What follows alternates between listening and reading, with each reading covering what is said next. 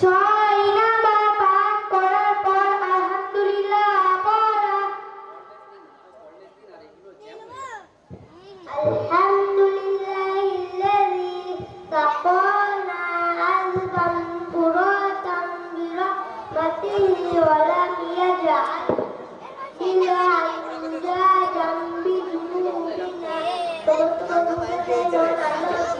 আমাদেরকে সুস্বাদু পানি পান করেছে এবং পানি আমাদের গুনাহের কারণে করেননি।